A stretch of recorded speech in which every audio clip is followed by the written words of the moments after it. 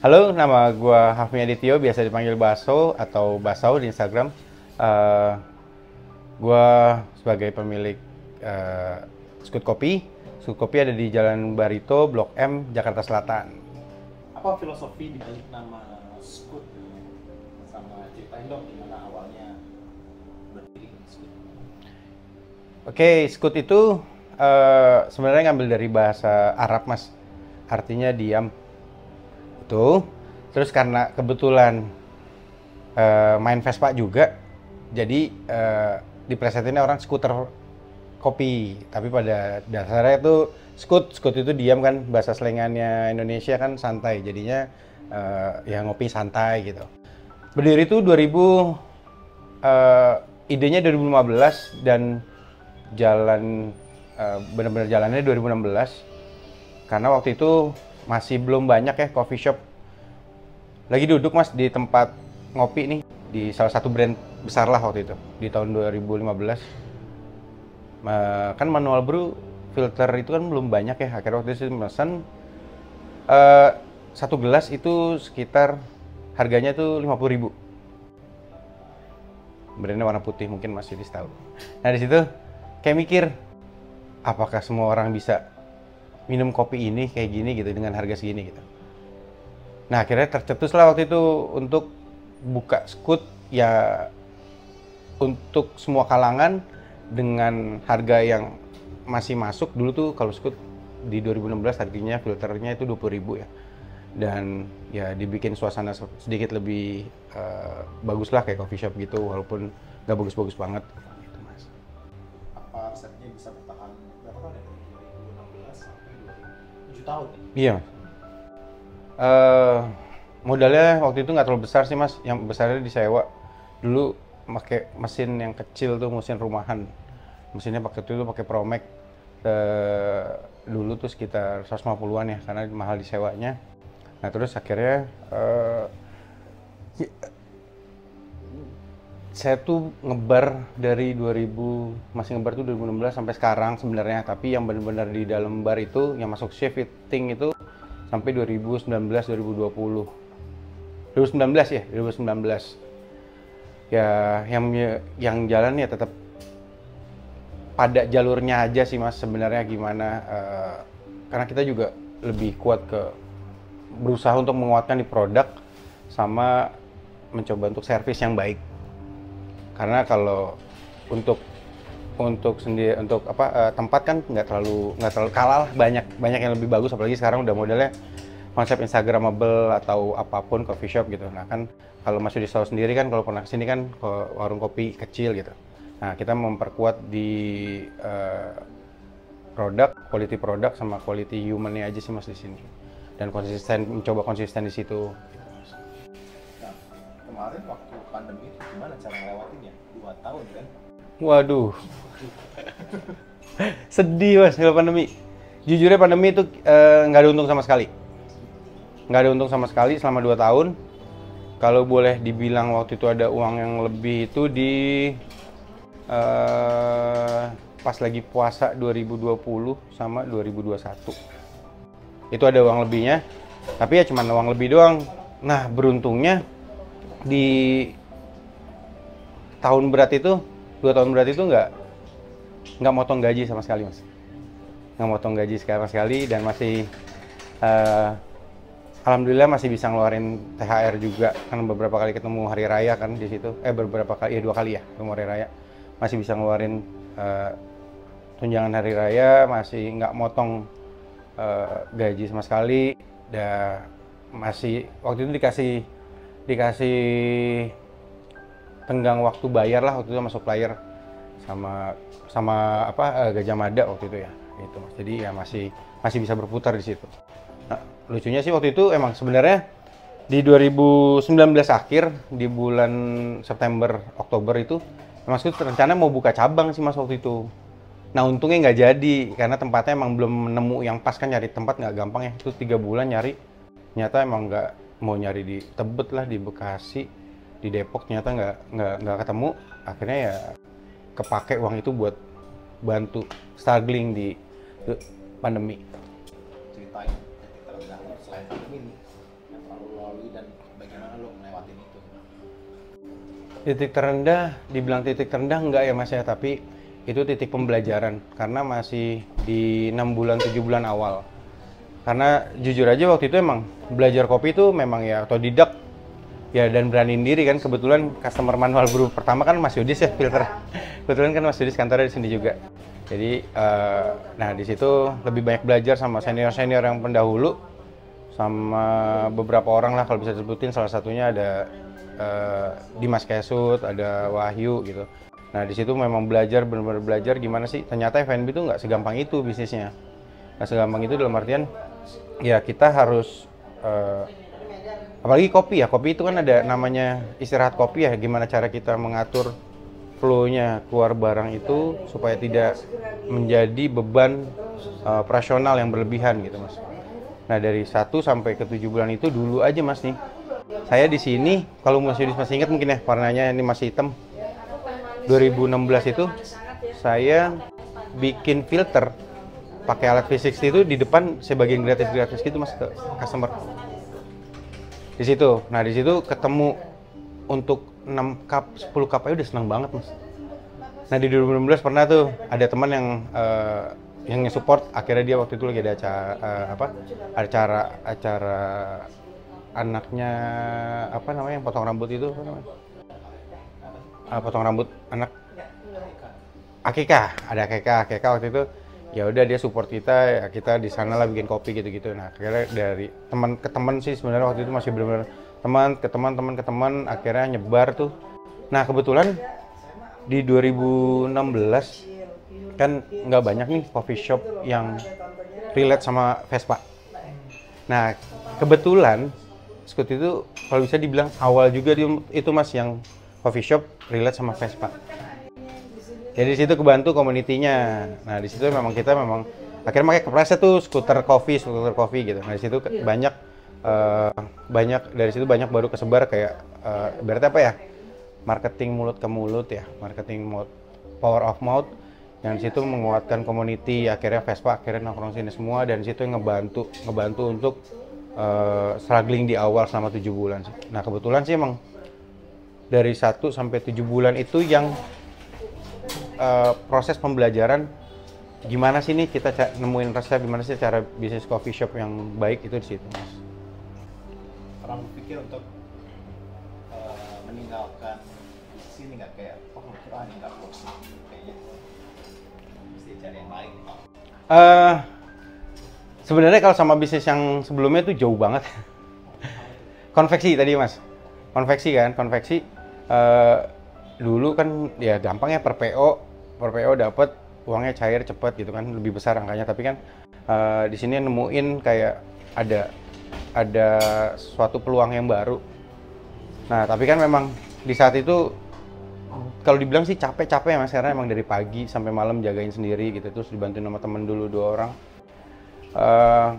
Pernah sempet untuk menyerah, tapi di situ mikir lagi kan, mau ngapain lagi sih gitu.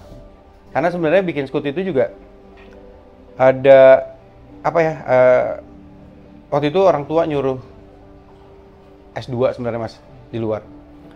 Nah, alasannya waktu itu untuk nggak ngambil ya, gue lagi jalan bisnis nih gitu.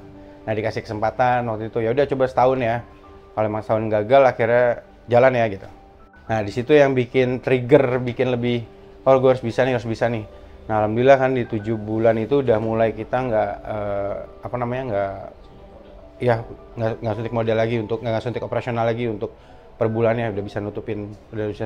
Akhirnya udah di bulan ke-8 ada uang lebih lah buat nabung sampai ke akhirnya renovasi 2017 tuh Mas. Ganti mesin dari yang dulu mesinnya, kalau Mas Yudis tahu, Promek mereknya, kecil. Mas Yudis pernah tahu kan ya itu. Terus nggak rusak ganti Rockpresso yang rusak ganti pakai Aeropress. Aeropressnya akhirnya nabung dapat beli Rancilio Silvia tuh. Dulu harganya berapa ya? 13 kalau nggak salah, 13 juta. Belinya di Caswell. Kan Caswell udah nggak ada sekarang.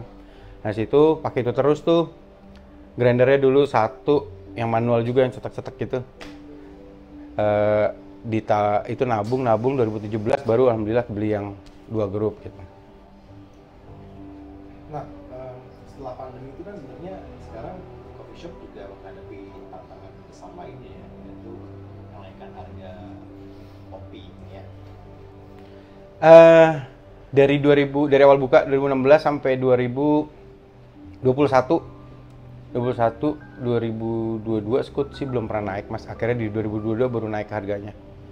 Dan naiknya juga tidak signifikan. Sebenarnya sih memang udah ada dari beberapa customer, ya lo naikin lah. Dari beberapa orang customer yang mengerti kopi juga naikin lah harganya, naikin harga gitu. Tapi kan nggak mau lari sebenarnya dari konsep awal. Konsep awal kan memang ya gara-gara duduk di satu tempat, satu gelas mahal gitu kan. Kalau kita tetap ngikutin itu jadinya kan nanti kita nggak dapet benang merah dari awalnya itu yang ya udah nih kopi enak ya nggak perlu mahal gitu mas. Kopi sesuai selera nggak perlu mahal gitu mas. Nggak ada yang dirubah sih mas. Kalau COGS nggak ada yang dirubah semuanya karena naik kan. Jadi selaras aja sih mas sama harga sebenarnya. Palingan cuman kayak PB-nya sih PB. Kalau di sini kan ada PB nih, kayak ada partner beverage. Partner beverage-nya itu ya dijaga lah. Jadi kayak kalibrasi dimaksimalin, terus yang dikonsumsi juga dimaksimalin supaya tidak berlebihan gitu. Ya, diminimalin waste-nya. Berusaha untuk zero waste susah ya sebenarnya kalau di coffee shop, apalagi kita ngomongin konsistensi ya. Karena kalibrasi pagi, siang berubah, nanti sore berubah lagi, apalagi di sini kan dari jam 7 sampai jam 12. Jam 7 sampai jam 11. Berarti kan ada berapa kali itu kalibrasi? Biasanya 1, 2, 3, 4 kali. Apalagi kalau tuh rame bisa lebih tambah 1 kali lagi gitu mas. Jadi kayak gitu-gitu perihal yang itu yang dikurang-kurangin sih mas. Kan ada tantangan lain lagi di coffee shop yaitu SDM gitu kan. Iya. Kalau mempertahankan, ngomongin tadi retensi ya, pertahankan sebenarnya sedikit berat karena di sini pasti kalau orang udah jadi, seenggaknya dia pengen punya coffee shop sendiri atau di tempat lain yang mendapatkan lebih. Ya itu sih gue nggak menutup kemungkinan untuk mereka mengambil hal itu ya, karena memang ya ibaratnya pengembangan dirinya mereka. SDM itu sebenarnya tergantung gimana kita bisa memilah di awal, di saat rekrutmen kita memilah. Karena sebenarnya jadi barista itu susah sebenarnya mas. Dalam artian barista bikin kopi cuman sekedar itu ya banyak, gampang gitu. Tapi barista itu harus pinter gimana cara ngambil hati customer, gimana cara efisiensi produk, gimana cara ya bisa upsell, gimana cara vibes-nya coffee shop-nya yang nggak ya ada dan nggak ada ownernya tetap harus running kan. Nah benang merah yang itu yang harus dijaga sama si barista-baristanya itu. Makanya kalau orang bilang jadi barista tuh gampang tuh, wah. Nah padahal ya berapa kali sampai kayak sampai sekarang tuh masih datang kayak cobain dong kopinya, apa sih kendalanya kayak gitu. Jadi masih ngobrol dua arah tuh masih sering terjadi gitu mas, karena apalagi barista-barista baru ya butuh proses ya. Ya kayak gue aja yang udah berapa ya, 7 tahun di dunia kopi aja masih tetap belajar gitu, apalagi mereka yang baru kan. Nah kebanyakan mungkin salahnya mereka tidak cepat tidak mau menerima proses untuk berprogres ya. Jadi ya mau instan-instan aja gitu. Padahal nggak di situ. Banyak beberapa orang yang sebelumnya bekerja di tempat lain, di saat di sini kayak ya udah lo tinggalin tas lo dulu yang ada isinya. Ayo kita isi bareng-bareng di sini. Tujuan lo apa? Gue selalu nanya gitu mas, kayak barista itu tujuan lo apa? Kayak ya ada yang mau ikut lomba lah, ada yang mau bikin coffee shop sendiri, ada yang mau bekerja sebagai profesional nanti ke depannya. Ya it's okay gitu, karena emang pertamanya sih harus kita nyamain visi misi dulu sih sama barista kita gitu. Komunikasi enak, karena di sini pun gue menyerahkan ya ini Scoot Kopi ini lo yang punya, karena ya lo sebagai penanggung jawab nanti di sini gitu. Karena orang taunya ya Scoot Kopi di saat nggak ada gua, ada mungkin di sini ada namanya Ijet, Nadia, Kevin, Nabil gitu mas.